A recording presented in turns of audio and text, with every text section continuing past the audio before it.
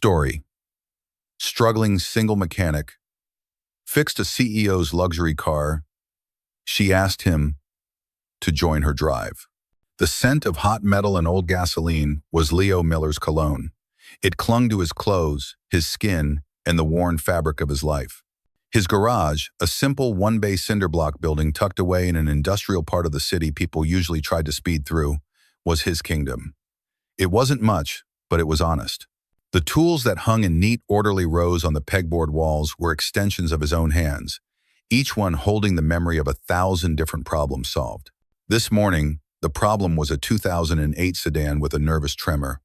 Its owner, Mrs. Gable, a retiree who lived a few blocks away, stood by the open door, wringing her hands. "It just started shaking at the stoplight, Leo," she said, her voice thin with worry. "The last shop I took it to said it might be one of those expensive sensors. Said it would be $400 just to start." Leo didn't answer immediately. He was leaning over the engine bay, his head cocked to one side, listening. For him, an engine wasn't just a collection of mechanical parts. It was a living, breathing thing with its own language. You just had to be patient enough to understand it. He ignored the computer diagnostics for a moment and used his ears. He heard the engine's rhythmic breath, and underneath it, a faint, almost imperceptible hiss. It was the sound of a secret being told. He straightened up, wiping a streak of grease from his cheek with the back of his hand. "It's not your oxygen sensor, Mrs. Gable. Another garage might tell you that because it's an easy, expensive fix." He reached deep into the engine's labyrinthine guts, his fingers expertly navigating past hoses and wires until they found a small, cracked rubber elbow joint, almost invisible to the untrained eye. "It's this," he said, pulling out the tiny, brittle piece. "A vacuum leak. The engine is sucking in air where it shouldn't be, which is making it shake. The part costs $3. With labor, your total will be $25. The relief that washed over Mrs. Gable's face was more valuable to Leo than any inflated bill. "Oh, Leo, you're a lifesaver. Truly. Just doing my job," he said with a small, tired smile. He fixed the sedan in under 10 minutes, and Mrs. Gable paid him with a crumpled 20 and 5 singles, pressing an extra $1 into his hand for a coffee. "You're a good man, Leo Miller," she said as she drove away, the car now purring with a steady, happy rhythm. Leo watched her go, the smile fading from his face as soon as she turned the corner. The $30 he just earned felt like a single drop of rain in a vast desert. He walked back inside, the bell above the door giving a lonely jingle. The brief satisfaction of a job well done evaporated as he faced his desk. His desk wasn't for business. It was a battlefield of lost causes. A pile of envelopes sat there, a monument to his struggles. He picked up the first one, the paper thin and worn from being opened and reopened so many times. It was the rent notice for the garage, from his landlord, Mr. Henderson.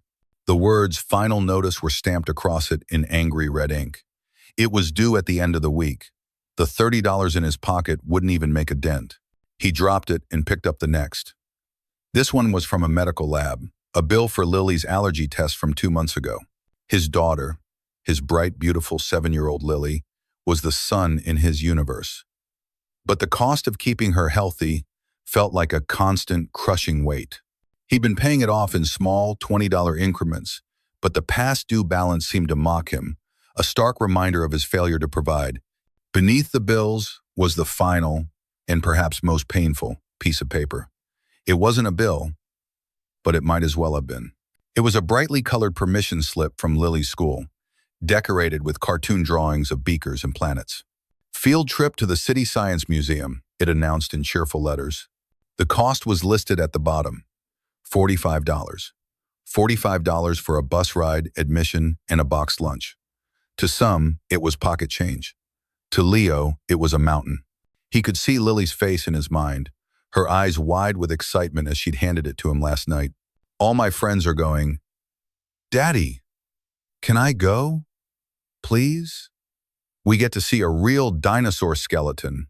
He had looked at her, at the absolute, unblemished hope in her eyes, and lied. "Of course, sweetie. Don't you worry about it." Now, the lie sat like a stone in his gut. The garage rent was about survival. The medical bill was about responsibility. But this was about joy. This was about giving his daughter a piece of the normal, happy childhood she so richly deserved, and he couldn't afford it. The weight of the wrench in his hand felt light compared to the weight of that simple, colorful piece of paper. Cold, dread, coiled in his stomach. He wasn't just a mechanic. He was a father. And he was failing at the most important job he had. Just then, his phone buzzed on the desk, vibrating against the pile of bills. The screen lit up. Lily! Eva! He took a deep breath, pushing all the desperation and fear down, burying it deep. He swiped to answer, and his voice, when he spoke, was a perfect imitation of cheerful confidence. Hey, sunshine, shouldn't you be in class? It's recess, Daddy. Lily's voice, high and full of music, came through the speaker. I was just telling Sarah about the museum. I told her you said I could go. I can't wait.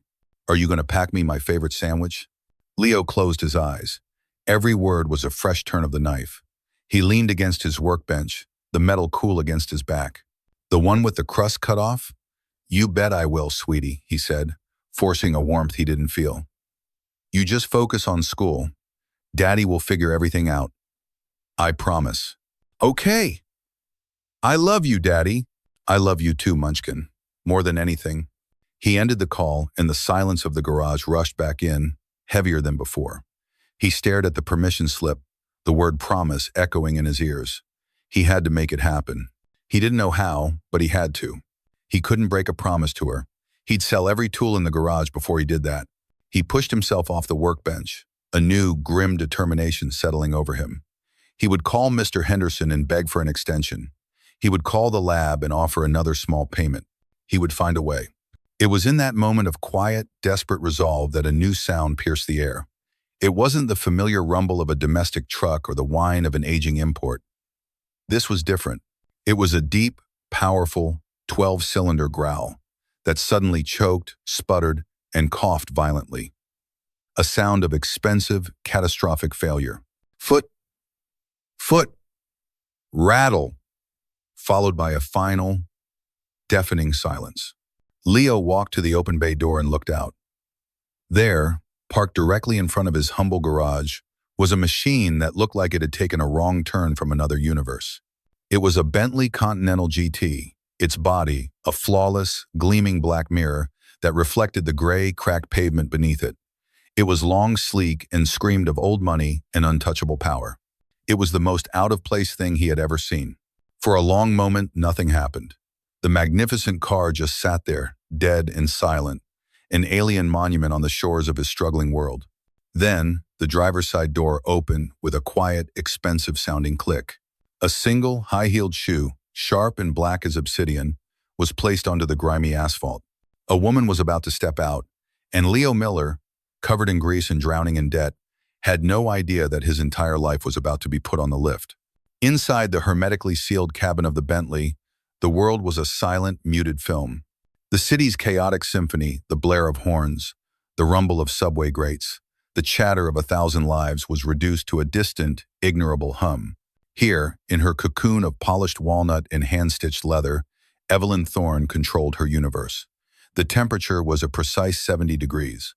The lighting was soft. The ride was so smooth, it felt less like driving and more like levitating. Her universe, however, was under siege. The projections are speculative, Evelyn. Fantastical, even. A voice crackled through the car's state-of-the-art sound system. It was the voice of Mr. Fantastical, Davies, a man whose presence on her board of directors felt as ancient and unmovable as the oak tree he resembled.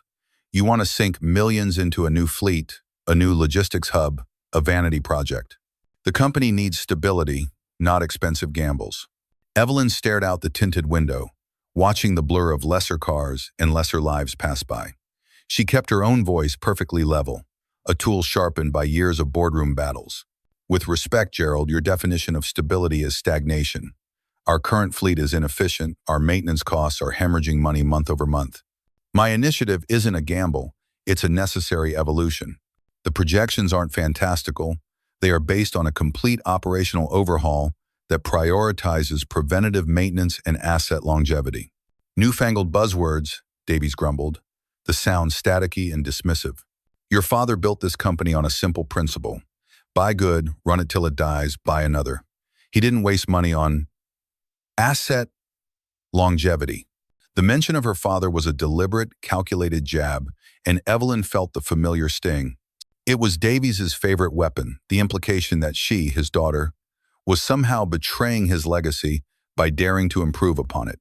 My father also never had to compete in a global market with razor-thin margins, she countered, her tone hardening just a fraction. This initiative will make us leaner, faster, and more profitable within 2 years. The numbers are in the report I sent you. If you had read past the executive summary, you would know that.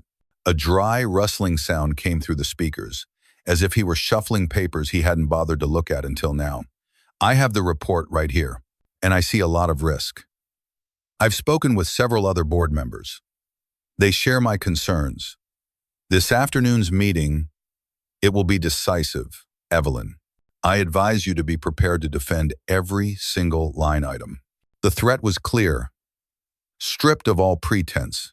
He wasn't just questioning her project, he was rallying support against her. This meeting wasn't a formality, it was a coup in the making. I am always prepared, Gerald, she said, her voice dropping to an icy calm. I look forward to it. She ended the call without waiting for a reply, plunging the cabin into a profound silence. Her fingers drummed a frantic, silent rhythm on her leather briefcase. Decisive. He had no idea. This project was everything. It was her vision, her proof that she was more than just the founder's daughter. It was her shield against the circling vultures like Davies, who wanted to carve up the company she loved and sell it for a quick, uninspired profit. Her chauffeur, a stoic man named Arthur who had been with her for 5 years, glanced at her in the rearview mirror, his expression unreadable. Trouble, Miss Thorne? The usual, she clipped, her gaze fixed on the road ahead. Just make sure we get to the Sterling Tower with time to spare. I need a few minutes to prepare for war. Of course, Miss Thorne. It was as he spoke those words that the universe decided to mock her. The seamless, powerful hum of the 12-cylinder engine, a sound as familiar and comforting as her own heartbeat, suddenly faltered. There was a cough, a violent, metallic shudder that vibrated up from the floorboards, through her seat and into her bones. The effortless forward momentum vanished, replaced by a sickening lurch. Arthur? Evelyn demanded, her head snapping up. What was that? Arthur's hands were tight on the wheel. I don't know, Miss Thorne. It feels like we're losing power. The car began to coast, its majestic growl reduced to a pathetic, sputtering gasp. The lights on the dashboard flickered like a dying Christmas tree. Phut! Phut! Rattle!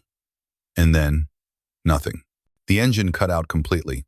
They rolled to a stop in an unnerving, absolute silence.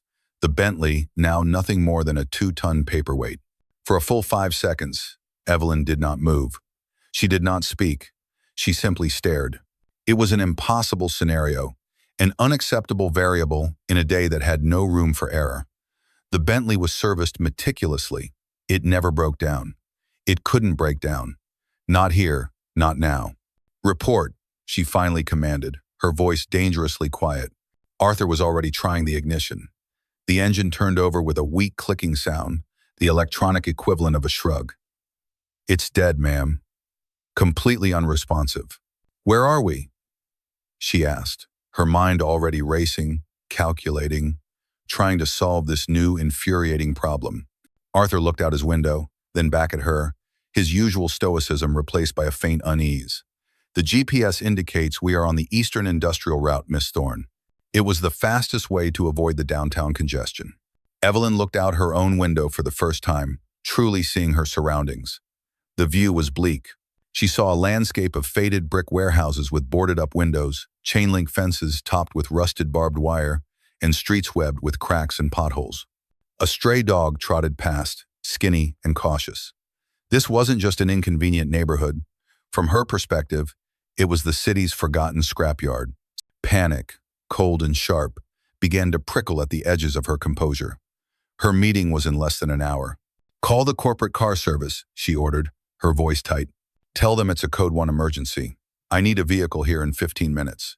Arthur was already on his phone. A moment later, he looked back at her, his face grim.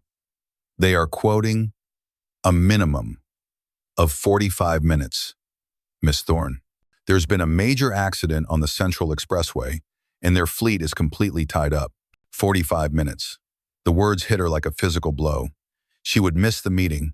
Davies would paint it as incompetence, as a sign she couldn't even manage her own schedule. He would tear her initiative apart in her absence.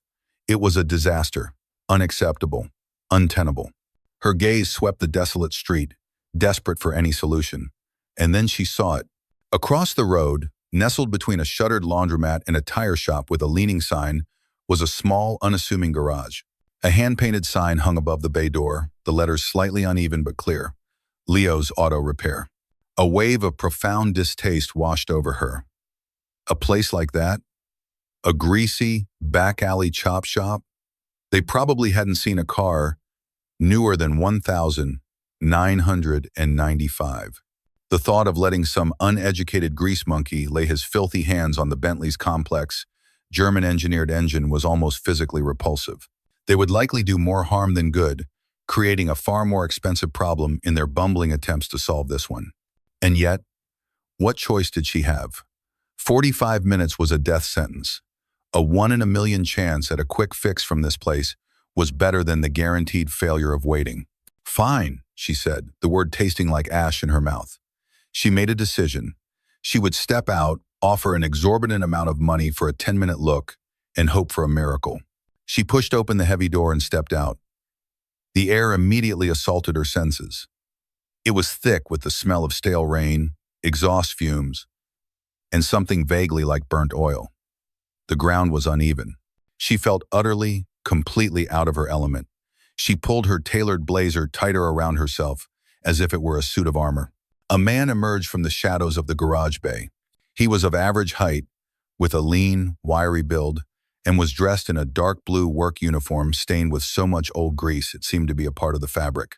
His face was smudged with dirt, and his hands, she could see the grime worked deep into the lines of his knuckles and under his fingernails.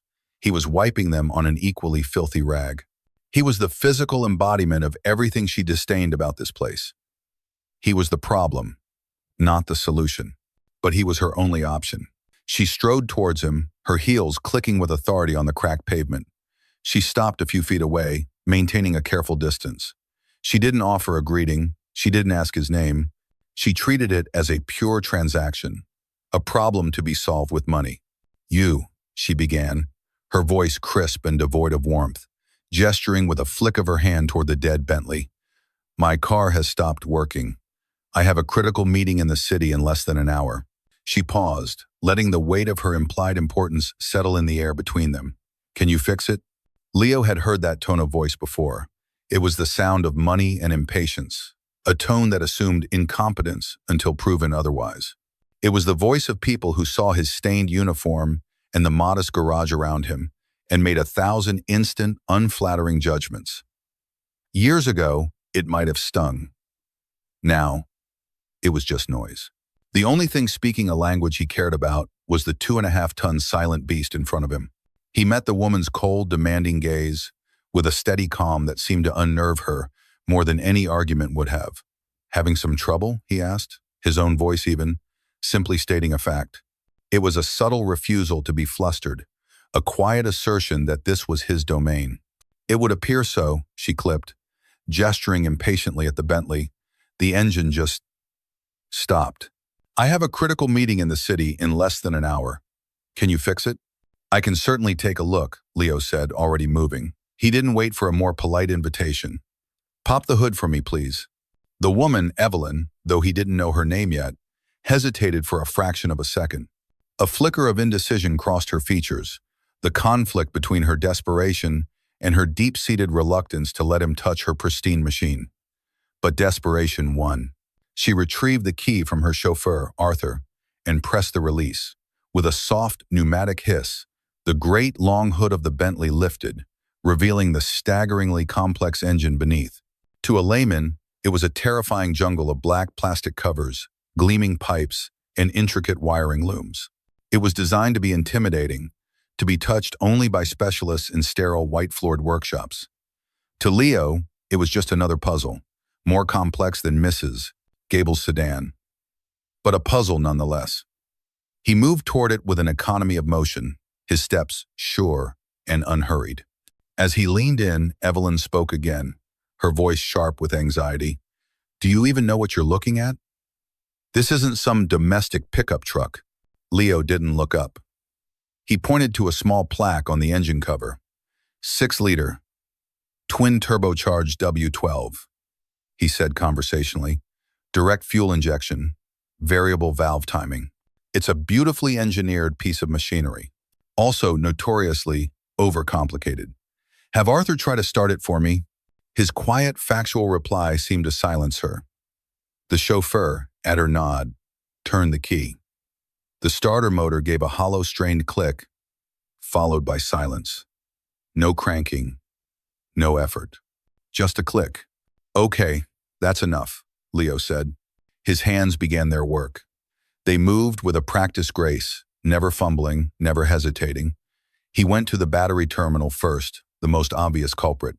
The connection was solid. He followed the thick cable to the starter solenoid, his fingers tracing its path. While he worked, he could hear the woman pacing behind him on the cracked asphalt, the sharp, staccato clicks of her heels marking the passage of seconds she clearly couldn't afford to lose. "This is ridiculous," she muttered, pulling out her phone.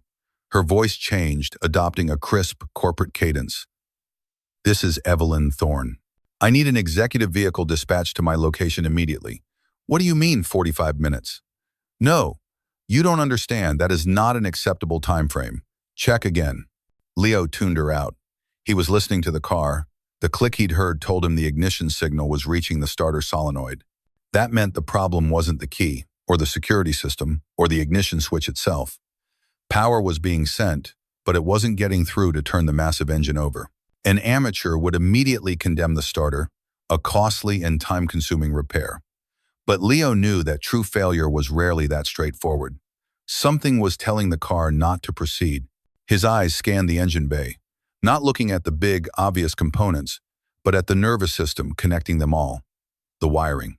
He saw the main ECU, the car's brain, sealed in a waterproof case. From it, a thick loom of wires branched out, carrying information to and from every sensor on the engine. He started there. Evelyn's phone call ended with a frustrated sigh. The clicks of her heels stopped. He could feel her eyes on him, a heavy weight of impatience and skepticism. "Have you found anything?" she demanded. "If you're just going to stare at it, I'm better off waiting for the tow truck." "Staring is part of the job," Leo replied without looking at her. "A lot of shops would have already told you that you need a new alternator and a starter motor. They'd charge you for 6 hours of labor and $2,000 in parts, and your car still wouldn't work." He had seen it 100 times. Mechanics who treated symptoms instead of diseases. They would throw expensive parts at a problem, hoping one would stick, all while the customer's bill climbed higher and higher. It was a lazy, dishonest way to do business, and he refused to work that way. His gaze followed a specific bundle of wires that snaked down the side of the engine block, disappearing into the heat and grime near the bottom. Modern cars were fragile.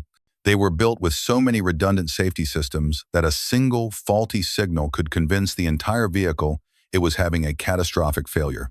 His fingers, surprisingly nimble for a mechanic's hands, gently worked the plastic clips of the wire loom loose. He pulled the bundle out into the light. At first glance, it looked fine.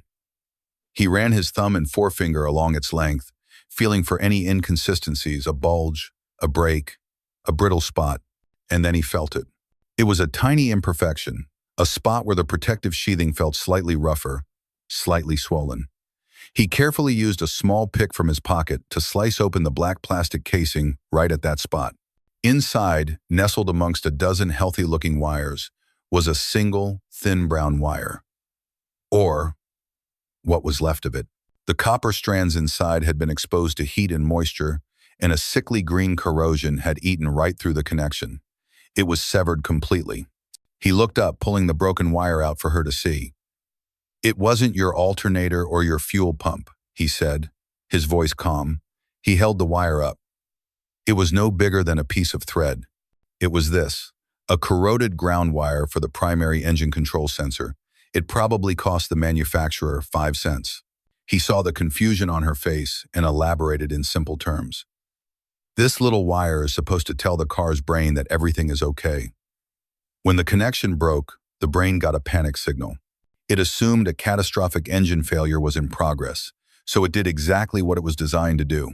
It shut everything down to protect itself. No fuel, no spark, no power to the starter. It's a failsafe. He disappeared back into the garage for a moment and returned with a small roll of wire, a soldering tool, and a heat shrink tube. With the precision of a surgeon, he stripped the broken ends, spliced in a new piece of wire, soldered the connection until it shone, and sealed it within a new waterproof casing. The entire repair took less than 5 minutes. He neatly tucked the loom back into place and secured the clips. He wiped his hands on his already dirty rag and closed the massive hood. It shut with a solid, definitive thump. "All fixed," he said. He nodded toward the driver's seat. "Try it now." Evelyn stared at him, then at the closed hood, her expression a mixture of disbelief and astonishment. She walked to the driver's door, slid into the seat, and inserted the key. She gave it a turn. The engine roared to life instantly, settling into a low, powerful, and perfectly steady purr. The sound was so smooth, so right, that it seemed impossible that only minutes ago the car had been nothing more than a dead piece of metal. She revved the engine once. It responded with a deep, throaty growl. She let her hands fall from the steering wheel and looked over at Leo, who was standing by the passenger door, waiting. The cold, dismissive mask she had worn since her arrival had finally cracked. "How?" she started, then stopped. "How much do I owe you?" She opened her purse, her hands already reaching for her high-limit credit card. "I'm expecting a hefty bill for that kind of diagnostic expertise." Leo walked back to his workbench, picked up a small notepad, and scribbled on it for a moment. He tore the page off and handed it to her. On it, in rough, blocky handwriting, were 2 lines. "Diagnostic and repair. 15 minutes. Total. $50. Evelyn stared at the piece of paper, utterly speechless. She looked from the note to his face and back again. "50? She finally managed to say, her voice barely a whisper. $50? That's it? The tow truck alone would have cost 3 times that. The corporate car service would have billed me $200. The part cost me less than $1, Leo said with a shrug. And you're paying for my time, 15 minutes of it. I only charge for the work that's done and for what it's worth. That's how I do business." A profound stillness settled over Evelyn Thorne. It wasn't about the money. She would have gladly paid him $1,000 out of sheer relief. It was the principle. In her world, everything had an angle. Every service had a surcharge. Every favor came with an expectation of one in return. Honesty, especially when a person was in a position to be taken advantage of, was a commodity so rare it was almost mythical. This man, this greasy mechanic in a failing neighborhood, had her completely at his mercy and had chosen, without hesitation, to be decent. The glaring, unapologetic integrity of it was more stunning than the Bentley's sudden revival. She looked at him, truly looked at him for the first time. She didn't see a dirty uniform anymore. She saw a quiet competence. She saw an unwavering character. She looked at the road ahead, toward the gleaming Sterling Tower, where men like Davies were waiting to dismantle her with clever, dishonest tactics. And an idea, sudden and impulsive and utterly brilliant, bloomed in her mind. "My meeting is at the Sterling Tower downtown," she said, her voice different now, stripped of its earlier arrogance. "I'm still going to be late." "Well, your car is faster than any taxi," Leo pointed out. "You should get going." He began to turn away, considering the transaction complete. He was about to walk back into the shadows of his garage when her voice stopped him, clear and sharp in the afternoon air. "Wait." He turned back. She was looking at him with an intensity that startled him. "I know," she said, "but I have an offer. Drive with me." Leo stared at her, certain he had misheard. The roar of the W12 engine, now idling with a buttery smoothness, seemed to warp the air between them. "Excuse me?" "Drive with me," Evelyn Thorne repeated, her voice leaving no room for misunderstanding. It wasn't a question so much as a proposition. Leo's mind reeled. The request was so far outside the bounds of a normal customer interaction that he couldn't immediately process it. His job was to fix cars, take payment, and watch them drive away. He didn't join the occupants, especially not occupants who lived in a world of polished leather and chauffeured luxury, a world so removed from his own it might as well be on another planet. He glanced back toward the garage, at the desk where the pile of bills sat like a vulture waiting for him to fail. Lily's permission slip was there, a bright splash of color amidst the stark black and white of his financial reality. $45. He had 50 in his hand from Mrs. Gable and this new unexpected job. He had enough. He could just take the money, say no thank you, and solve his most immediate, heart-wrenching problem. It would be the safe, logical thing to do. But there was something in this woman's eyes. The icy armor she had worn upon her arrival was gone, replaced by a look of intense, genuine curiosity. It was the look of someone who had stumbled upon an unexpected variable and was determined to understand it. "Why?" Leo asked, the single word cutting through the engine's purr. Evelyn seemed to appreciate the directness of the question. "Because," she began, choosing her words with care, "you just did something remarkable. You didn't just fix a car. You diagnosed a system with logic and integrity. That's a rare skill." She paused, then added a more practical incentive. "And frankly, $50 is an insult for what you just saved me. Consider the fare for this ride as my way of paying you properly for your time and your honesty." "I have questions, Mr. Miller," he supplied, still hesitant. "Leo Miller." "Mr. Miller, I want to talk more. I'll have Arthur drive you back here as soon as we're done." She glanced at her watch, a slim, elegant timepiece that probably cost more than his entire tool collection. "We need to leave now if I'm to make my meeting." The offer hung in the air, a bridge between his world of grease and gears and her world of glass towers and corporate warfare. It was strange. It was unorthodox. But it was also an opportunity, though, for what he couldn't yet fathom. He thought of his promise to Lily. Daddy will figure it out. Maybe this was part of figuring it out.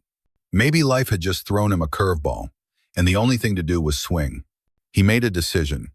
He wiped his hands one last time on his rag, though he knew it was a futile gesture. "All right," he said. "Let me just wash up and tell my driver where to take you." He stepped into the small, grimy washroom at the back of the garage. As he scrubbed at the layers of grease on his hands with a harsh industrial soap, he caught his reflection in the cracked mirror.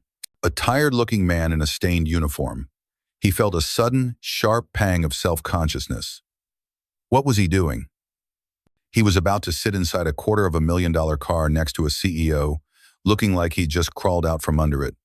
Which, of course, he had. He did his best, pulling off the stained coveralls to reveal the simple, clean-enough t-shirt and work pants underneath. He ran wet fingers through his hair and splashed water on his face. It would have to do. When he stepped back out, the Bentley was waiting, the rear passenger door held open by the stoic chauffeur, Arthur. Leo, however, walked around to the front. The offer was to drive with her, to talk. That didn't feel like a backseat conversation. Evelyn, now in the driver's seat herself, gave a slight nod of approval as he opened the passenger door and slid in. The moment the heavy door closed, the world outside vanished. The clamor of the industrial street was replaced by an almost unnerving silence, broken only by the soft whisper of the climate control and the low thrum of the engine. The air smelled faintly of leather and something else, a clean, expensive perfume. He sank into the passenger seat, a throne of supple cream-colored hide that felt softer than any furniture he owned. He felt clumsy and oversized, hyper-aware of every smudge he might leave behind. Evelyn expertly maneuvered the massive car away from the curb and onto the road, handling its power with an effortless confidence. For the first few minutes, they drove in silence. Leo stared out the window, watching his own gritty, familiar world slide by as if he were a tourist. He saw the faded signs, the graffiti-laced walls, the faces of people whose struggles he understood intimately. Seen from inside the Bentley, it looked like a different city. Finally, Evelyn broke the quiet. "Tell me about your business philosophy, Mr. Miller." Leo turned from the window. "It's just Leo," he said, "and I don't know if I'd call it a philosophy. It's just a rule. And what's that? Fix the problem, not the wallet," he said simply. "A car comes in with a problem. My job is to find the real problem, the root cause, and fix that. I don't replace parts hoping I'll get lucky. That's guessing, not diagnosing. And it's stealing from the customer." Evelyn nodded slowly, her eyes on the road. "Fix the root cause," she repeated, as if tasting the words. "In my world, most people just patch the symptoms. They create a workaround, a temporary fix that creates 3 new problems down the line, because they're afraid to admit they don't know what the root cause is." "People do that with cars, too," Leo agreed. They'll clear a check engine light without figuring out why it came on. The problem is still there, just hiding. And it'll come back, usually at the worst possible time. It's always better to face it head on. He found himself relaxing slightly. They were just talking about mechanics, about systems. It was a language he understood. There's a satisfaction in it, he continued, finding the words more easily than he expected. Taking something broken, something that's been given up on, and making it whole again. Making it work the way it was designed to. It's a clean feeling. The engine either works or it doesn't. There's no gray area. Evelyn guided the Bentley onto the on-ramp for the expressway, the powerful engine accelerating so smoothly it felt like they were being pushed by an invisible hand. There's a lot of gray area in my work, she said, a hint of weariness in her voice. My company is a system just like this engine, but my parts are people, departments, market forces. They have egos, they have hidden agendas. You can't just plug them into a diagnostic computer. She paused, then glanced at him. You said you only charge for what the work is worth. How do you determine that? It was a simple question, but it felt loaded. It's about honesty, Leo replied. I know what my time is worth, and I know the cost of the parts. Anything more than that is just taking advantage of someone's bad luck. I wouldn't be able to sleep at night if I ran my business any other way. He thought of Mrs. Gable's relieved face. That was a form of payment, too. As he spoke, he realized he wasn't just talking about fixing cars. He was talking about his own code, the simple set of rules he'd built his life around because it was the only thing he felt he could truly control. Evelyn was silent for a long stretch, navigating through the merging traffic with focused precision. The industrial landscape had given way to the gleaming steel and glass canyons of the city's financial district. The buildings grew taller, grander, casting long shadows across the road. They were entering her world now. That kind of integrity, she said finally, her voice soft, is not something I encounter very often. In my world, value is negotiable. Worth is whatever you can convince someone to pay. She looked at him, her expression serious. Which is why I suspect you are a terrible businessman, Leo Miller. Leo couldn't help but let out a short laugh. It was the truest thing anyone had said to him all day. You have no idea, he admitted. My landlord would certainly agree with you. The honesty of his admission seemed to cement something between them. The awkwardness of their different worlds began to dissolve, replaced by a thread of mutual respect. He was a master of his craft. She was a master of hers. And for a brief moment, in the quiet cabin of this car, they were just two people discussing the nature of their work. The car slowed as Evelyn took an off-ramp, descending into the heart of downtown. The Sterling Tower loomed ahead of them, a colossal pillar of reflective glass that seemed to scrape the sky. It was a monument to the kind of power and wealth Leo could barely comprehend. We're almost there, Evelyn said. Leo looked at the building, then at the woman beside him. She was no longer just an arrogant customer. She was a person under immense pressure, fighting a battle he didn't understand in an arena he'd never seen. And for some reason, she believed he had a piece of the answer she was looking for. The thought was as terrifying as it was exhilarating. He still didn't know why he was here, but he knew the ride was about to get a lot more interesting. As the Bentley navigated the final city blocks, the atmosphere inside the car shifted. The conversation about abstract principles of work and systems had created an unexpected foundation of mutual respect. Now, as the destination loomed, the abstract became personal. The Sterling Tower wasn't just a building. It was the arena where Evelyn Thorne's fate would be decided. The reality of that pressure seemed to settle back into the car. Evelyn's grip on the steering wheel tightened almost imperceptibly. You said your landlord would agree you're a terrible businessman, she said, picking up the thread of their conversation. Her voice was quieter now, more inquisitive. You work that hard. You're that good at what you do. Why the struggle? It was a direct question, one that would have felt invasive from anyone else. But coming from her, after their strange journey, it felt earned. Leo looked away from her and out the window at the throngs of people in expensive suits rushing along the sidewalks, each one a universe of ambition and stress. It's not complicated, he said, his voice taking on a subdued tone. The garage has high overhead. The neighborhood isn't what it used to be, so business is slow. And I have a daughter. She's my priority. Everything I have, everything I do goes to her first. Oh, your daughter, Evelyn repeated softly. It wasn't a question, but an acknowledgement. Leo felt a warmth spread through his chest at the mere thought of Lily. It was an involuntary reaction, a compass needle swinging toward his true north. Her name is Lily. She's 7.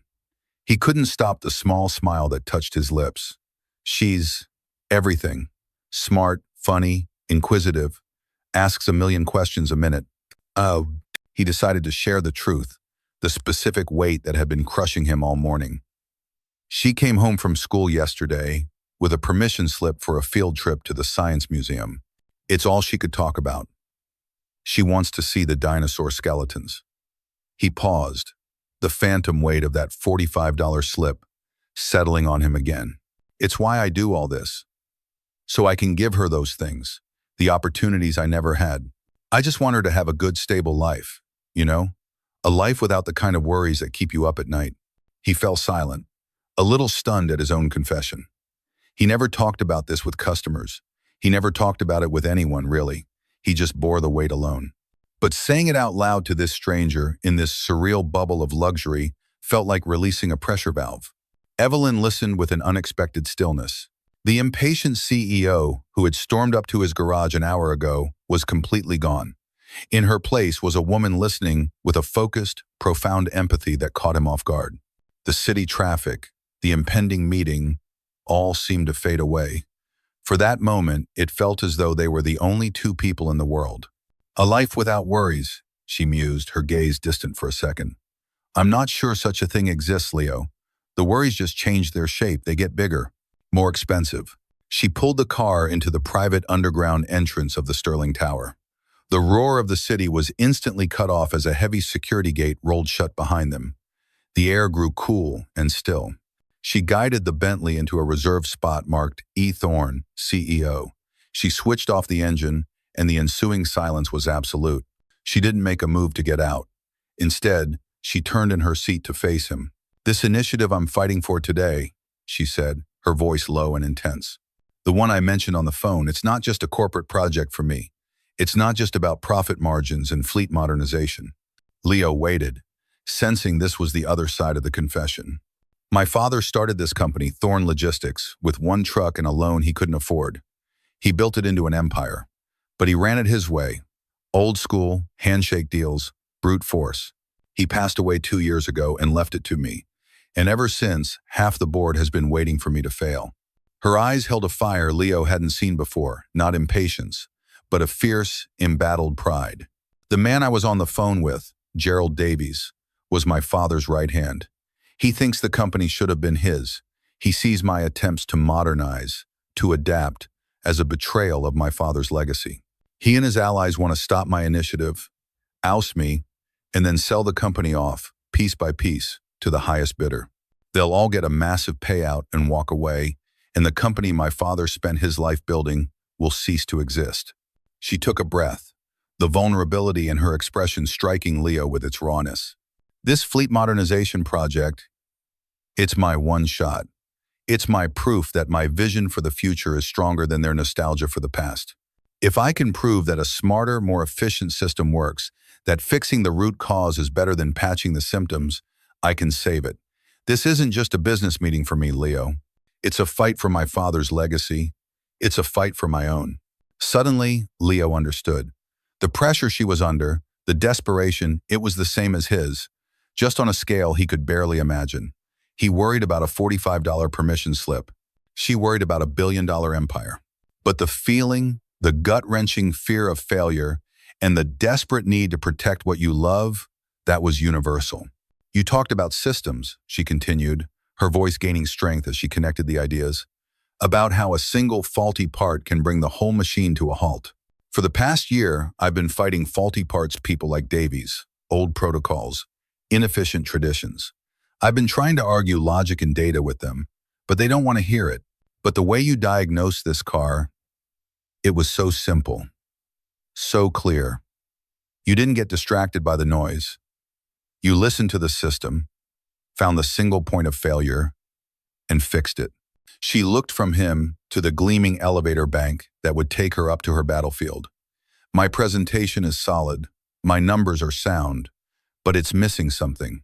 It's missing the kind of simple, undeniable, real-world proof that cuts through the politics. The kind of truth that a man with grease on his hands understands better than a boardroom full of executives in expensive suits. She held his gaze, and the air in the car crackled with the energy of her idea solidifying into a plan. "I told you that your $50 bill was an insult," she said. "I want to pay you what you're worth. Your insight right now is worth more to me than any mechanic's fee." Leo's heart began to beat a little faster. He had no idea where this was going. "I'm not asking you to drive with me anymore, Leo," she said, her voice clear and decisive. "I'm asking you to come upstairs. I'm asking you to come into that meeting with me." Leo's mind went blank. "What? Into your meeting? I can't. Look at me, I'm a mechanic." "Exactly," she countered, a sharp, brilliant light in her eyes. "You are a mechanic. You're not one of them. You're an expert from the real world. You are my proof. This meeting isn't just about my career anymore. I think it might be about yours too." She laid it all out, the gamble, the sheer audacious nerve of it, to bring a grease-stained mechanic into a high-stakes corporate boardroom as her secret weapon.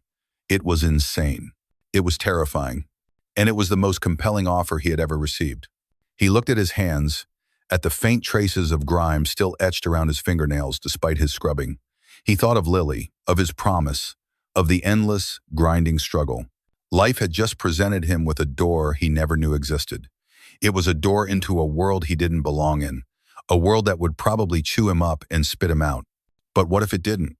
What if this woman, this powerful, embattled CEO, was right? What if his simple, honest way of looking at the world was exactly what they needed to hear? For the first time in a very long time, Leo felt a flicker, not of desperation, but of possibility. It was a terrifying, exhilarating spark. He took a deep breath, the sterile, cool air of the underground garage filling his lungs. He met her expectant gaze. "Okay," he said, his voice steadier than he felt. "Let's go upstairs." The elevator ride to the 40th floor was a silent, terrifying ascent. Leo stood beside Evelyn Thorne, acutely aware of the space between them. For him, elevators were noisy, rattling boxes that smelled of damp concrete and were used to get to parking garages. This was a silent, high-speed capsule of brushed steel and recessed lighting, moving so smoothly his ears popped. He watched the floor numbers climb at an impossible rate, each ascending digit feeling like another step away from his own world and deeper into hers. He instinctively tried to hide his hands in his pockets, conscious of the faint, indelible lines of grease that no amount of scrubbing in his garage washroom could remove. The doors slid open with a soft chime, revealing not a hallway, but the vast, open space of the executive suite. The floor was polished gray marble that reflected the floor-to-ceiling windows. The panoramic view of the city skyline was breathtaking, a god's eye perspective that made the world he just left seem small and insignificant. A receptionist at a stark white desk gave Evelyn a respectful nod. "They're waiting in the main boardroom, Miss Thorne," she said, her eyes flicking to Leo for a fraction of a second with polite, undisguised curiosity. "Thank you, Jessica," Evelyn said, her voice regaining its full corporate authority. She didn't break stride. "Leo, this way." He followed her, feeling like a stray dog that had wandered into a palace. Every surface was clean, every line was sharp, and the air itself felt filtered and sterile. They stopped before a set of imposing double doors made of frosted glass. Evelyn placed a hand on the handle and paused, turning to him. "Don't say anything unless I ask you to," she said in a low, firm voice. "Just listen, be my eyes and ears. You see systems. I want you to see this one." Leo could only nod, his throat suddenly dry. She pushed the doors open and walked in.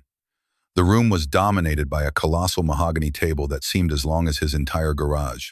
Around it sat half a dozen people in dark, expensive suits, their faces turning in unison as Evelyn entered. At the head of the table sat a man who radiated an aura of entrenched power. He was broad-shouldered with a mane of thick silver hair, wearing a suit that was impeccably tailored to his formidable frame. He looked less like a board member and more like a retired heavyweight champion. This, Leo knew instantly, was Gerald Davies. Davies' eyes landed on Evelyn, then shifted to Leo, who lingered awkwardly by the door. It wasn't a look of curiosity, it was a look of pure, dismissive contempt. He sized Leo up in a single glance, the simple t-shirt, the work pants, the rough hands, and dismissed him as utterly irrelevant. "Evelyn," Davies said, his voice a low rumble. "Cutting it a bit fine, aren't we? And you've brought a guest?"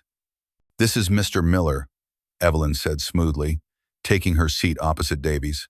She gestured for Leo to take a chair against the wall behind her team. "He is here as an observer." Leo sank into the chair, feeling the collective gaze of the room on him for a moment before they turned their attention back to the table. He felt exposed, a foreign object in a sterile environment.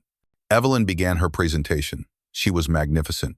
She commanded the room with a calm, unshakable confidence, her voice clear and precise as she moved through slides filled with charts, graphs, and projections.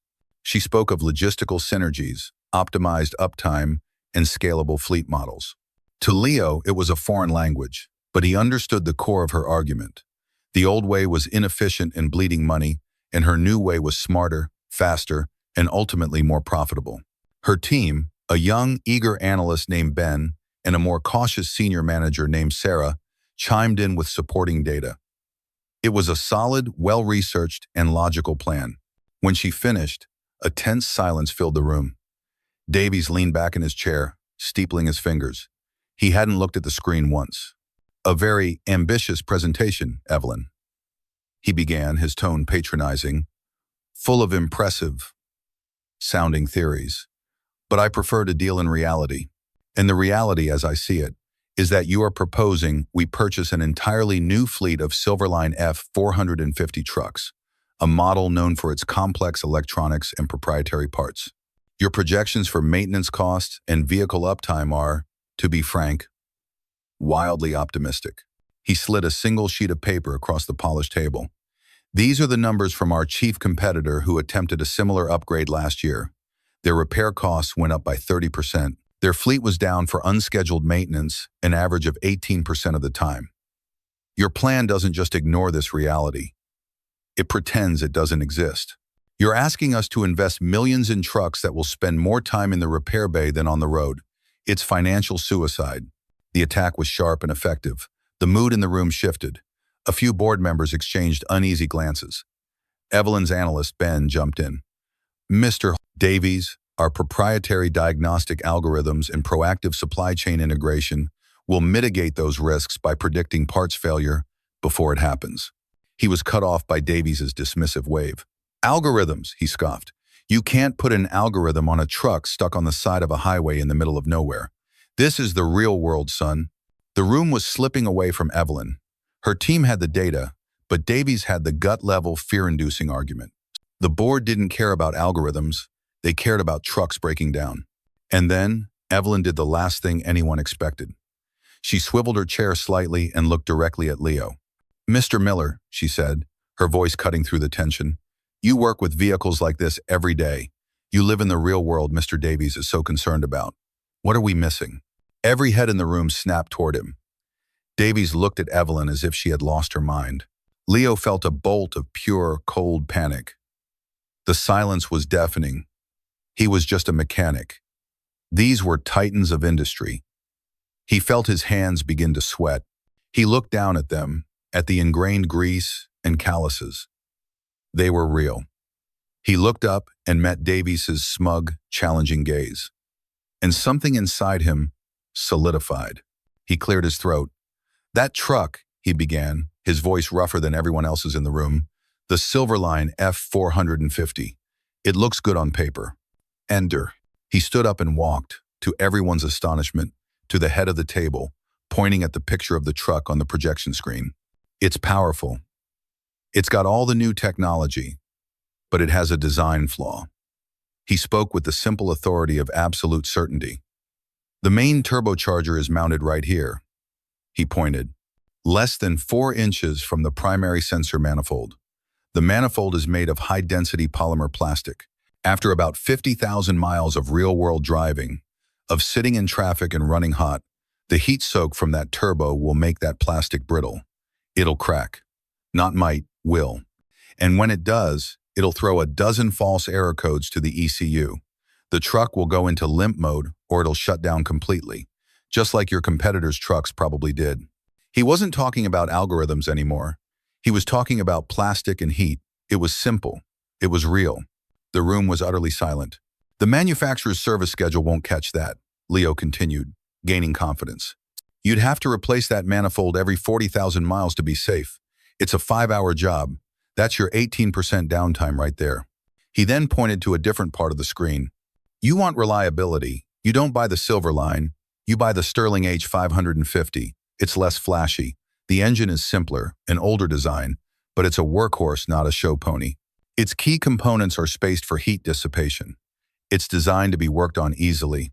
The parts are cheaper and they're not proprietary. He turned to face the board.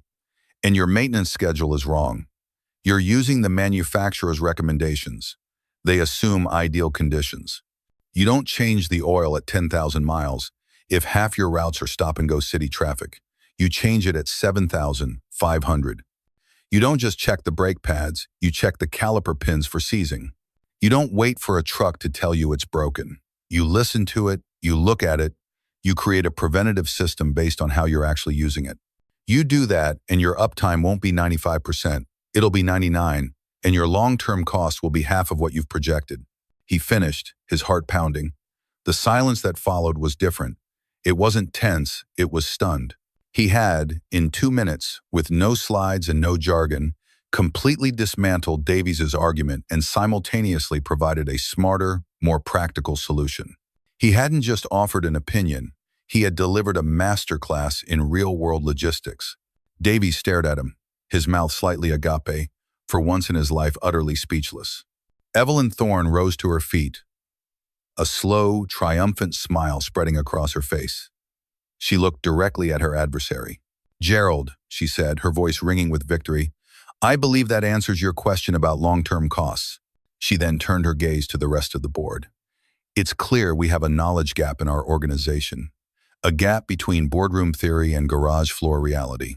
I am therefore creating a new role, effective immediately, to bridge that gap: consultant, fleet operations, and preventative maintenance." She looked directly at Leo, her eyes shining. "And I'm offering the position to Mr. Miller, pending his acceptance."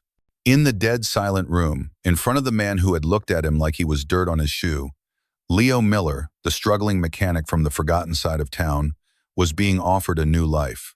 And all he could do was nod. The days that followed the boardroom showdown were a blur, a disorienting montage of new realities that felt both exhilarating and profoundly fraudulent. The first reality was the paycheck. Evelyn had insisted on a consulting retainer that, for 1 week's work, was more than Leo made in 3 months at the garage. When he saw the number in his bank account, he had to sit down on the edge of his worn-out couch, his heart pounding. He paid the garage rent, the overdue medical bill, and walked into Lily's school office to hand over $45 in crisp new bills for the Science Museum field trip, all in a single morning. The wave of relief was so profound it almost brought him to his knees. For the first time in years, the crushing weight on his chest had lifted. But the relief was quickly replaced by a new, more insidious pressure, the feeling that he was an imposter. Evelyn set him up in a temporary office on the 38th floor, 2 floors below her own. It wasn't an office so much as a glass-walled cube with a stunning view of the city he'd spent his life looking up at from below. The desk was a sleek, minimalist slab of wood, unblemished by grease or coffee rings. On it sat a laptop computer that was thinner than the owner's manual for a Ford pickup and an ID badge with his picture and the improbable title, Leo Miller, Operations Consultant. He stared at the badge for a long time. It felt like a costume prop. His first week was a whirlwind of introductions. Evelyn walked him through the operations department, a vast, open-plan space buzzing with the low hum of quiet conversations and clicking keyboards. He met her team: Ben, the young analyst who now looked at him with something akin to hero worship, and Sarah, the senior manager, whose smile was polite but whose eyes were wary and appraising. He met department heads, logistics coordinators, and data scientists. They all wore tailored shirts, spoke in a clipped shorthand of acronyms he didn't understand, KPIs, QBRs, YOI, and smelled faintly of expensive soap and ambition. And Leo, in the new, stiff-collared shirt he'd bought at a department store, a shirt that felt like a straitjacket, felt like a fraud. He would sit in meetings about supply chain optimization and predictive analytics, listening to conversations that were as foreign to him as ancient Greek. They talked about data models and algorithms. He thought about engine tolerances and fluid viscosity. They saw problems as numbers on a spreadsheet. He saw them as a strange noise under the hood. He would nod along, his mind racing to translate their corporate jargon into the practical, mechanical world he understood. The worst part was the subtle, unspoken skepticism from some of the staff. They knew the story the legend was already spreading through the office grapevine. The miracle mechanic the CEO had plucked from obscurity. To some, like Ben, it was an inspiring tale. To others, it was an absurdity. They saw him as Evelyn's pet project, an unqualified outsider who had gotten lucky. He felt it in the way they would pause their conversations when he walked by, the way their eyes would follow him. He felt it in the condescending way a data analyst tried to explain a simple bar graph to him as if he were a child. He felt it most acutely from a man named Clark, a mid-level logistics manager who had clearly seen himself as next in line for a promotion. Clark made a point of challenging him with overly technical questions in meetings, attempting to expose his lack of formal business education. "Leo," Clark said during one particularly painful meeting, a smug smile on his face. "Given the projected regression in the aftermarket parts, supply chain, how would you quantify the ROI on shifting to the H550 model versus the potential Q3 capital expenditure hit?" The string of words hit Leo like a wall of static. He understood the individual words, but strung together they were meaningless noise. He could feel the room's attention on him, could feel Clark waiting for him to stammer and fail. He opened his mouth, but no sound came out. It was Evelyn who stepped in, her voice cool and sharp. "What Clark is asking, Leo, in his typically convoluted way, is this. Is it worth spending the money now on better trucks if the spare parts might be harder to get later?" Put that way, it was simple. That Sterling H550 shares a powertrain with 3 other commercial models, Leo said, his voice finding its footing on solid ground. "The parts are everywhere. They're not sexy, but they're available. The aftermarket for it is 10 times bigger than for the Silverline. That's your ROI. You don't have to quantify it. You just have to know where to look for a water pump on a Tuesday afternoon in Ohio." He had answered the question, but the encounter left him shaken. The victory felt hollow. He had survived, but he knew he was an outsider. He didn't belong here. He was a blue-collar wrench-turner in a white-collar world, and every moment he spent in this glass tower felt like he was waiting to be found out. The imposter syndrome followed him home. His small apartment, once his sanctuary, now felt shabby and inadequate compared to the world he spent his days in. He would sit down to help Lily with her second-grade math homework, feeling a surge of anxiety. What right did he have to help her when he could barely understand the language of his new colleagues? How could he guide her toward a future he himself felt like an illegal immigrant in? One evening, about 2 weeks into his new role, the feeling became overwhelming. He was sitting at his small kitchen table, staring at a complex report Evelyn had asked him to review. It was filled with charts and projections, a dense forest of data he felt hopelessly lost in. He felt a familiar tightness in his chest, the same cold dread that used to hit him when an overdue bill arrived. He pushed the report away, put his head in his hands, and seriously considered quitting. He could just call Evelyn in the morning, thank her for the opportunity, tell her he wasn't the right fit, and walk away. He could go back to his garage, back to the familiar smells, the tangible problems, the simple certainty of a well-tuned engine. He wouldn't be rich, but he would be himself again. He wouldn't have to pretend anymore. The thought was a powerful, seductive relief. It was then that Lily padded into the kitchen, rubbing the sleep from her eyes. She was holding a piece of paper. It was a drawing she had made. "Daddy? What are you doing?" she asked, her voice soft. "Just some work, sweetie," he said, trying to keep the strain out of his voice. She looked at the report on the table, then at his face. Children have an uncanny ability to sense emotional weather, and she knew a storm was brewing in him.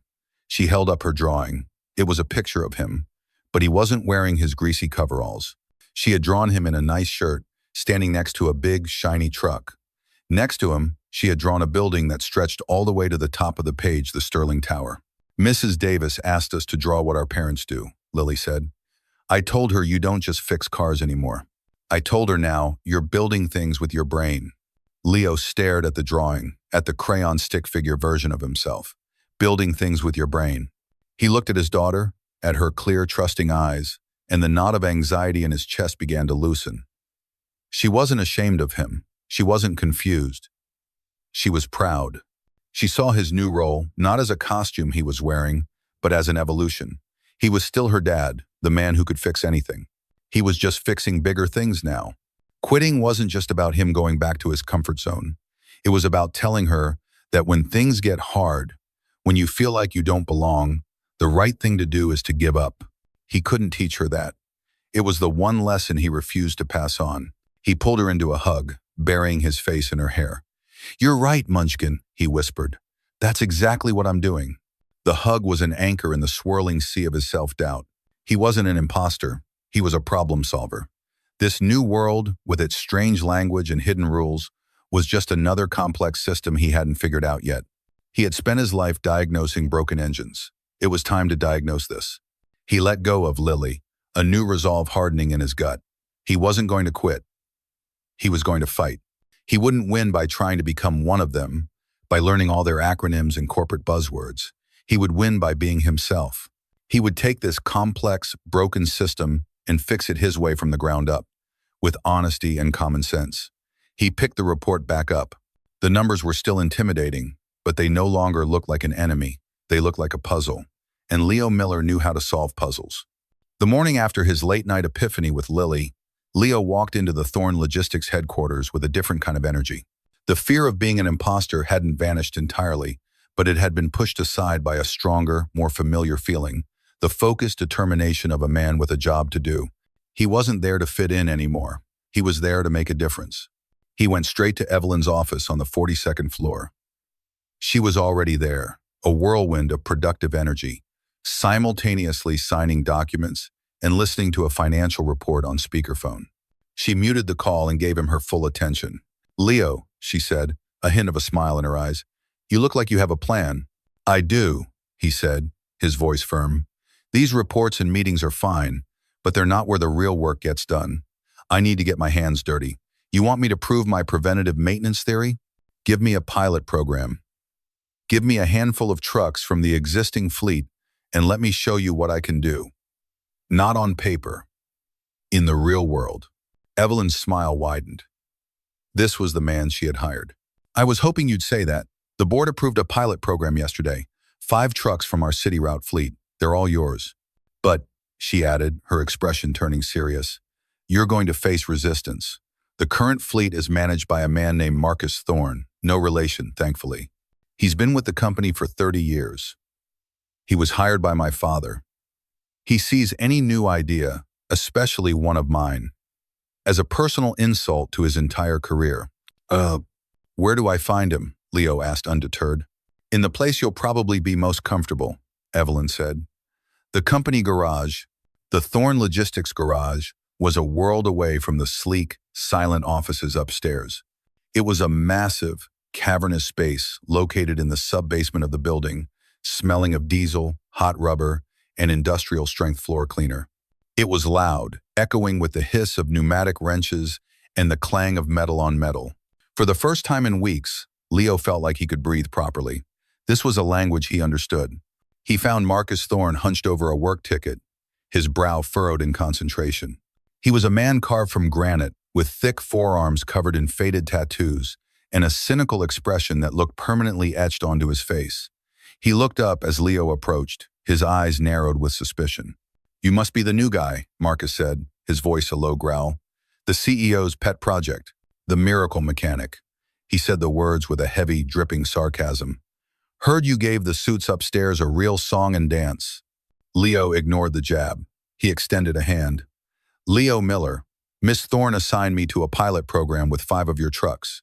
Marcus looked at Leo's outstretched hand, then slowly wiped his own greasy hand on a rag before shaking it. The handshake was brief and brutally strong. "She assigned you, huh? She didn't think to mention it to the guy who's been running this fleet since you were in diapers." "Figures." He gestured vaguely toward the far corner of the garage. "There they are, your 5 lab rats. Don't break them any worse than they already are." It was clear Marcus had no intention of helping. He saw Leo as a threat, a corporate spy sent to disrupt his domain. Leo knew that giving orders from his new office would be useless. He couldn't win Marcus over with a memo. So, the next morning, Leo didn't show up in his stiff new collared shirt.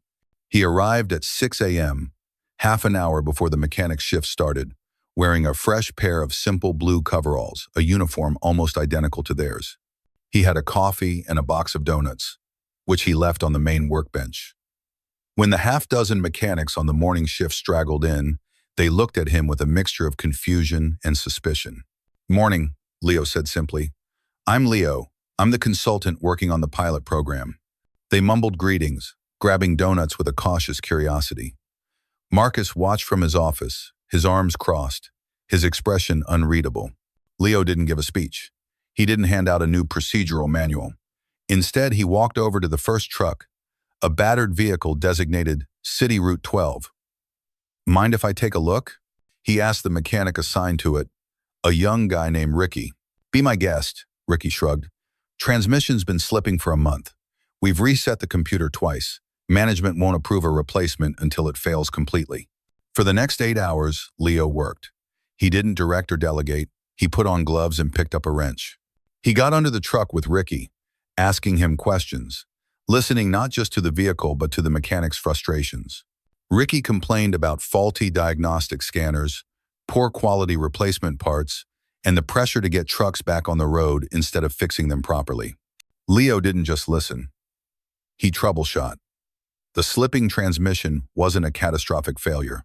He traced it to a faulty solenoid pack, a common issue the cheap diagnostic scanners the company used often misread. It was a $300 part, not a $5,000 transmission. While he was under there, he also noticed the beginnings of a dangerous rust patch on a brake line fitting, something that wasn't on any inspection checklist but could lead to total brake failure. He showed Ricky how to spot it, and they replaced it together. Word spread quickly through the garage. This new consultant wasn't a suit. He wasn't afraid to get his hands dirty. He spoke their language. He respected their experience. By midday, another mechanic, a grizzled veteran named Sal, approached him. "Hey, Leo," Sal said, wiping sweat from his brow. "Got a second? Number 15 has this weird electrical ghost. Wipers come on every time you hit the brakes hard.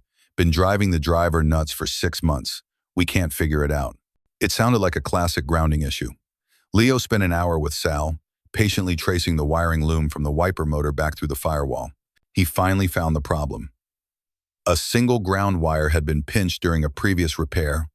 Its insulation rubbed raw against a metal bracket, causing a short circuit whenever the truck's chassis flexed under hard braking.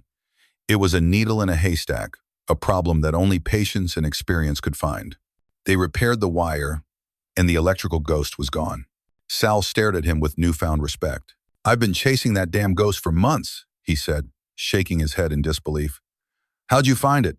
"You just have to listen to what the system is telling you," Leo said with a small smile. He spent the entire week like that. He worked on each of the 5 pilot trucks, but he did more than that. He worked with the mechanics. He learned their names, listened to their complaints about outdated tools and corporate red tape, and most importantly, showed them that he valued their knowledge. He wasn't imposing a new system on them from above. He was building it with them from the ground up. He created a new, simple inspection checklist on a whiteboard, based not on a manual, but on the common problems they all knew these specific trucks had. Marcus watched the whole process from his glass-walled office, a silent, cynical observer. He saw his mechanics, who were usually surly and resentful of any outside interference, start to actively collaborate with Leo.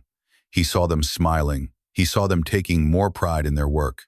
He saw the 5 pilot trucks, one by one, being transformed.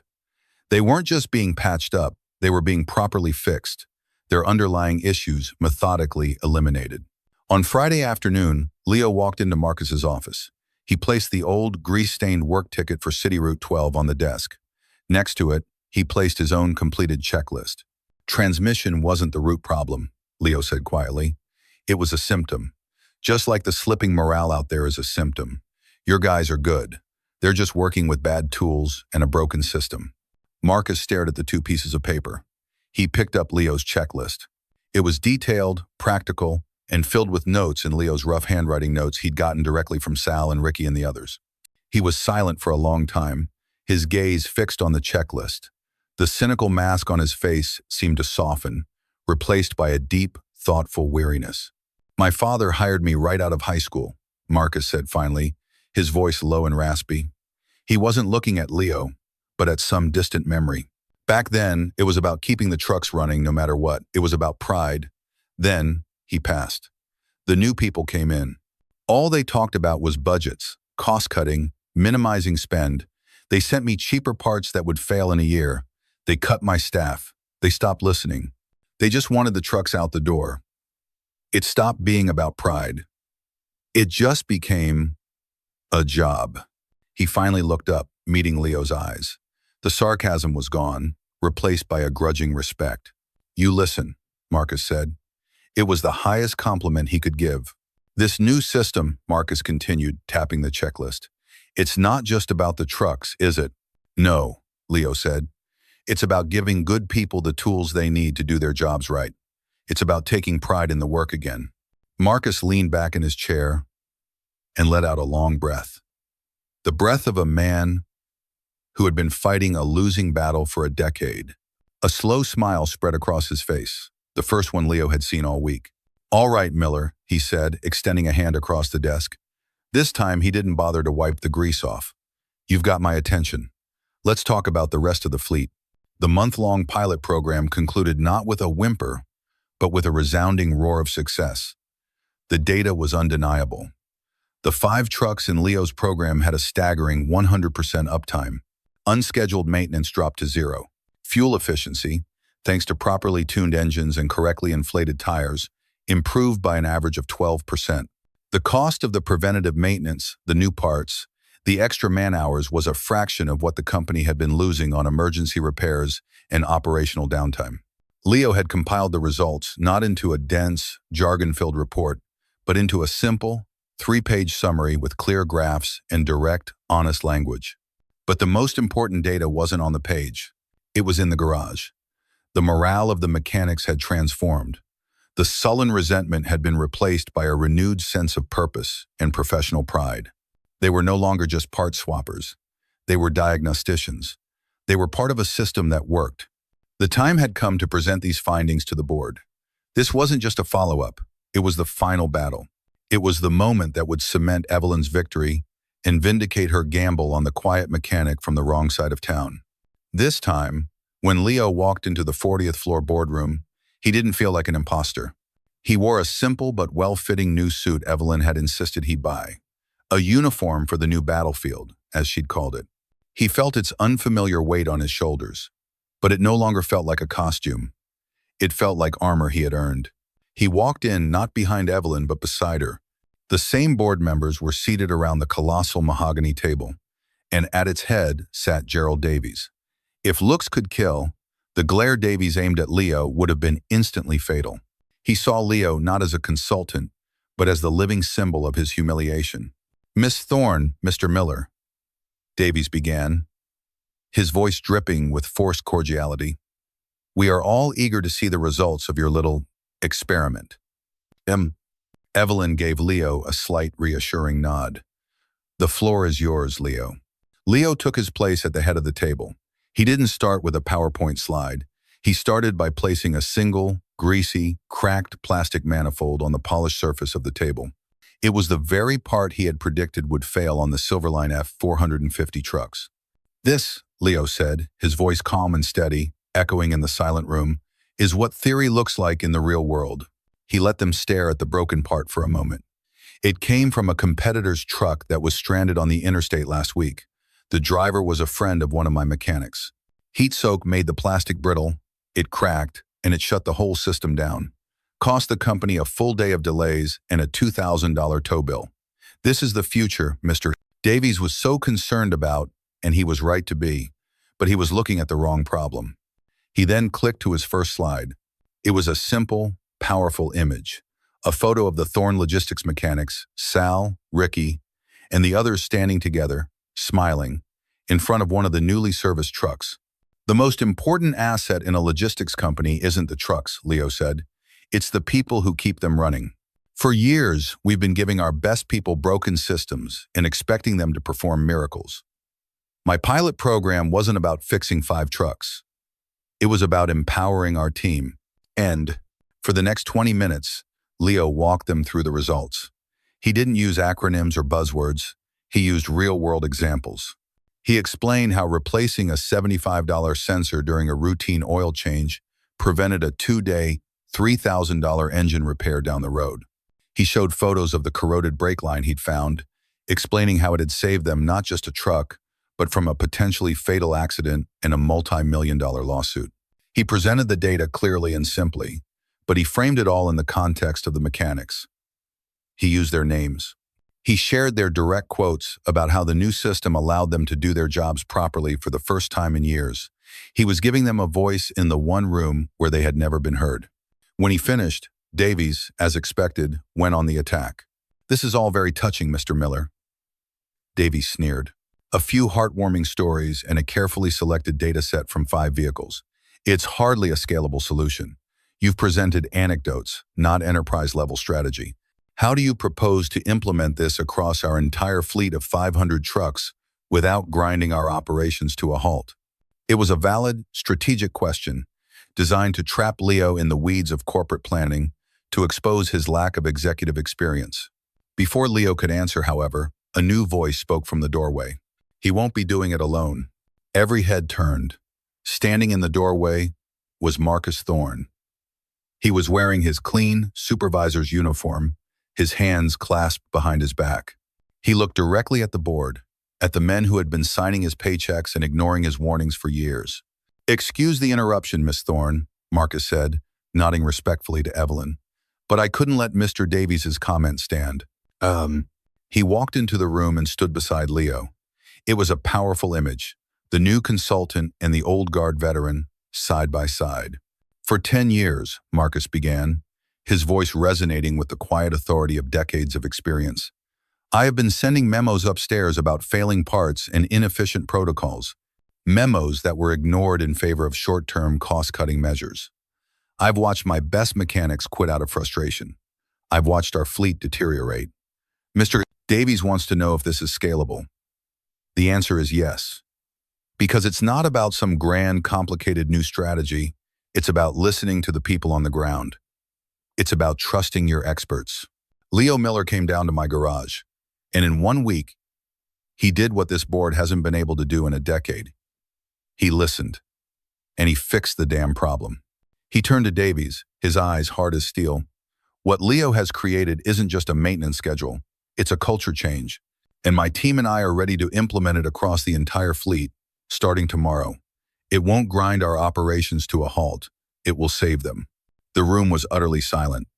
Marcus's testimony was the final, unassailable piece of evidence. It was a direct, devastating blow to Davies and everything he represented. The board members looked from Marcus to Leo, then to the triumphant smile on Evelyn's face. The battle was over. Davies sank back in his chair, defeated. He knew he had lost not just the argument, but the support of the entire room. He was a relic, and the future had just walked in wearing a pair of greasy coveralls. That evening, the air felt different. The victory was real and tangible. Evelyn had asked Leo to join her for a celebratory dinner, not at a loud, flashy restaurant, but at a quiet, elegant place with soft lighting and a view of the city lights twinkling below.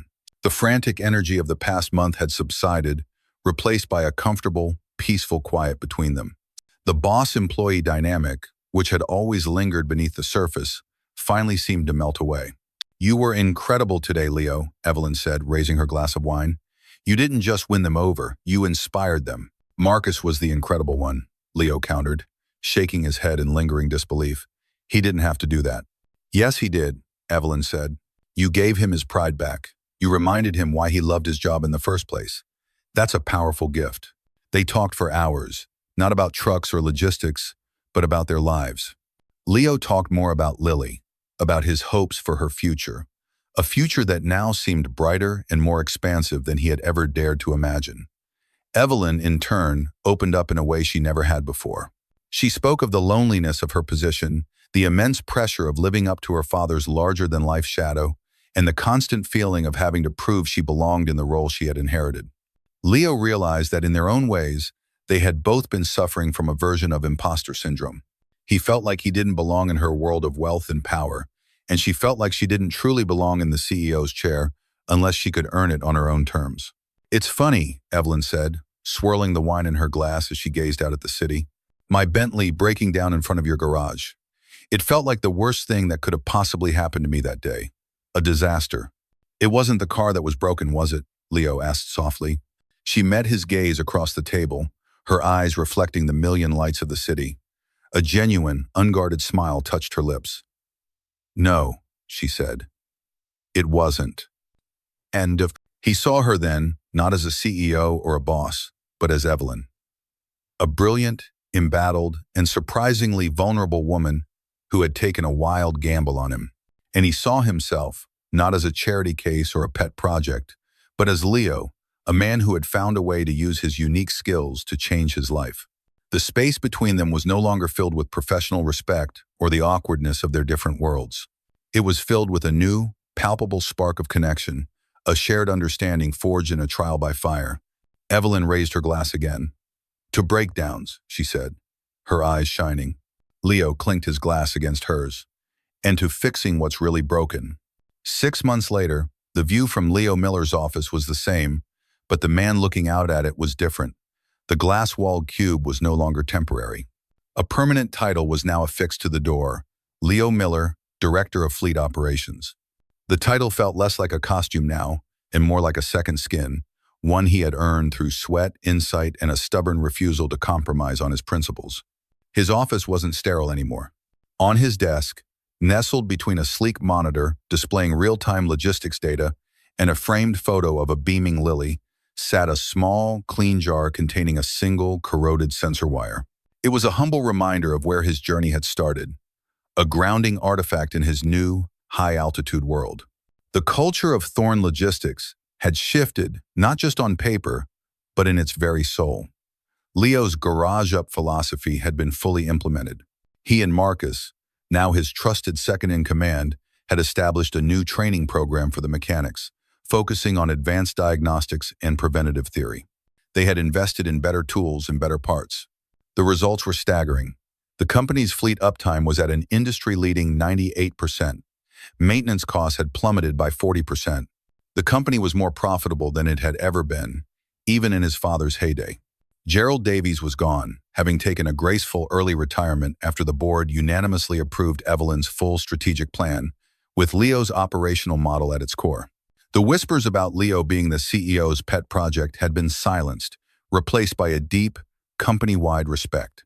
He wasn't the miracle mechanic anymore. He was Leo, the man who had fixed the engine of the entire company.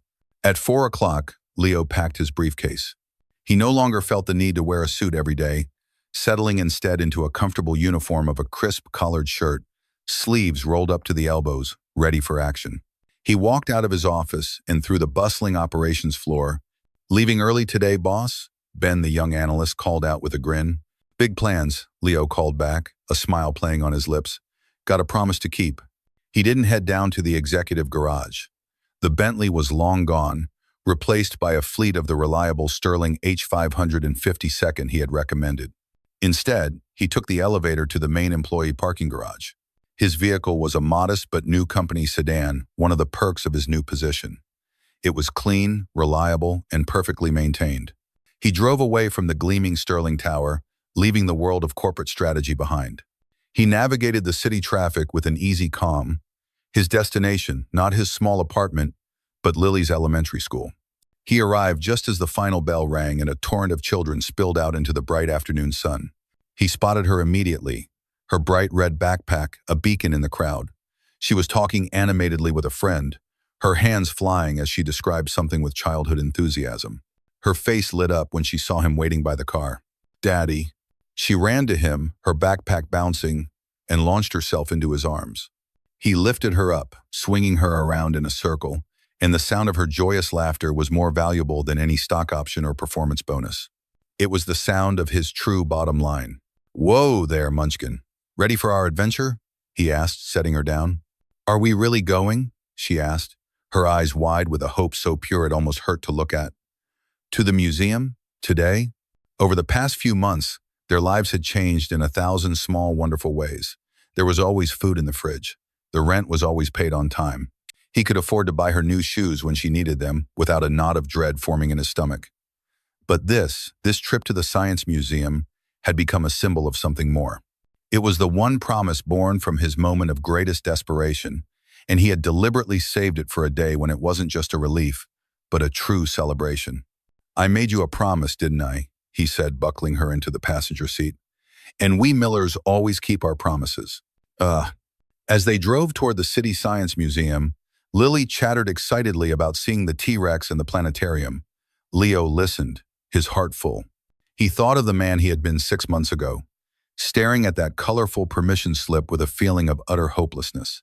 It felt like a lifetime away. He hadn't just fixed a CEO's luxury car that day. He had been given a chance to fix his own future. He had been given a set of tools he didn't even know he was missing. He glanced over at Lily, who was now staring out the window, her face pressed against the glass as the grand columned facade of the museum came into view. He saw in her the reflection of her mother, the same boundless curiosity and bright spirit. He felt a familiar pang of sadness for the woman he had lost, but it was softer now, overlaid with a deep sense of gratitude for the daughter she had given him. He was doing right by them both. They spent the next 3 hours wandering through halls filled with the wonders of the universe. They stared up at the towering skeleton of the Tyrannosaurus Rex, its fearsome jaw frozen in a silent roar.